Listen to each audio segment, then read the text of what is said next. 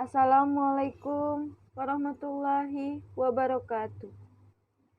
Baiklah, sebelum saya menyampaikan ceramah singkat saya, sebelumnya saya akan memperkenalkan diri terlebih dahulu. Perkenalkan, nama saya Mirna Sari. Saya berasal dari kelas 8F, jurusan Pendidikan Agama Islam, IAIN Pontianak. Di sini saya akan menyampaikan ceramah singkat saya mengenai kematian. Bismillahirrahmanirrahim.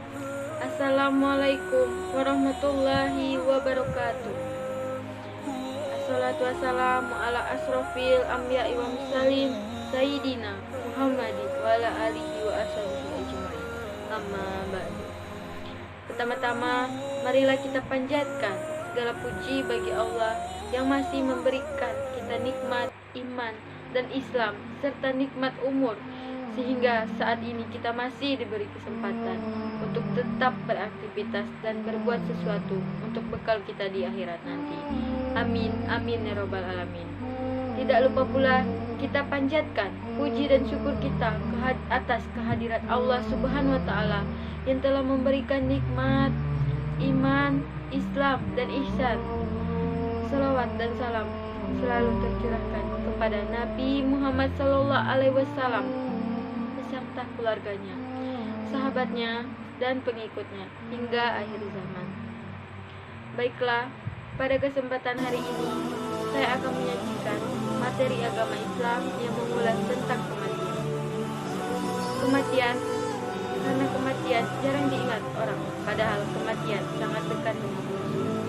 Abu Hurairah meriwayatkan bahwa Rasulullah SAW pernah bersabda yang berbunyi, berziarahlah, kuburlah kalian, karena hal itu dapat mengingatkan kalian pada kematian. Hadis riwayat Muslim. Kata kematian yang paling pertama kita ingatkan mungkin tempat peristirahatan kita yang terakhir. Menunggu sampai hari hisab tiba di mana kita ditempatkan di rumah baru kita, sebuah lubang gelap kecil seukuran tubuh manusia yang begitu sunyi tanpa teman dan penolong seorang pun.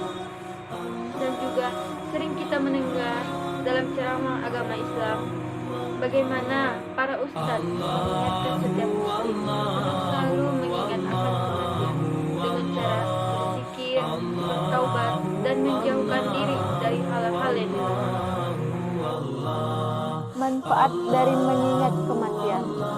Adapun manfaat dari mengingat kematian adalah selalu berbuat akan kebaikan dan takut untuk berbuat maksiat.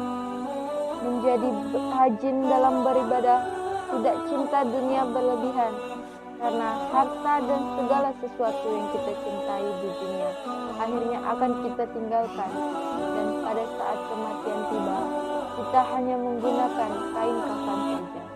Bila menghadapi cobaan, lebih sabar dan kuat, karena tahu siksa dalam tubuh dan siksa pada hari hisab nanti lebih dahsyat.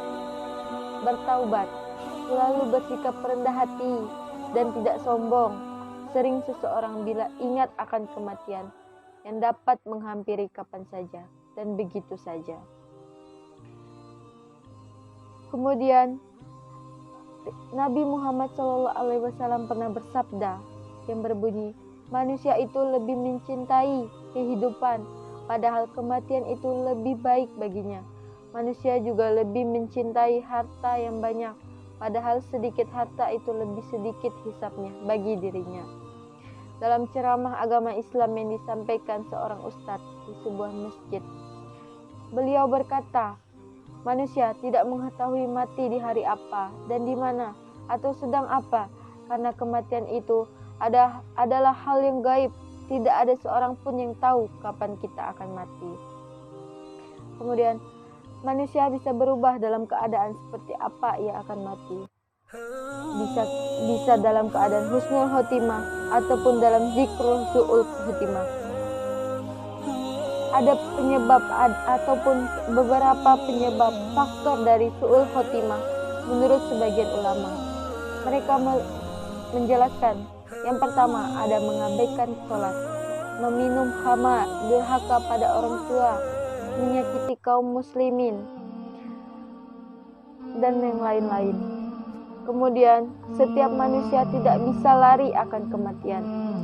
Meskipun dia bersembunyi di ujung bumi, bila ajal sudah datang menjemput, pasti dia akan mati. Bila Allah menghendaki maut akan datang di mana dan kapan saja, maka kita akan mati. Katakanlah bahwasanya kematian yang kamu lari daripadanya, maka sesungguhnya ia akan menemui kamu. Quran Surah Qaf ayat 19. Sebenarnya tidur yang kita jalani setiap hari amat dekat dengan kematian. Nyawa manusia ditahan ketika sedang tidur.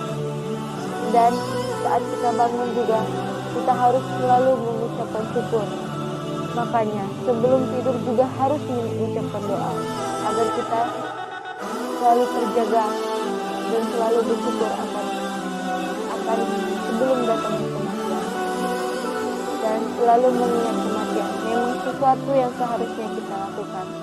Karena dengan mengingat kematian, manusia dengan enggan melakukan kemaksiatan dan perbuatan yang sia-sia, apalagi dalam keadaan yang tidak penting. Misalnya, orang yang mati dalam keadaan husnul khotimah, seperti saat mereka sedang mabuk ataupun sedang berbuat zina.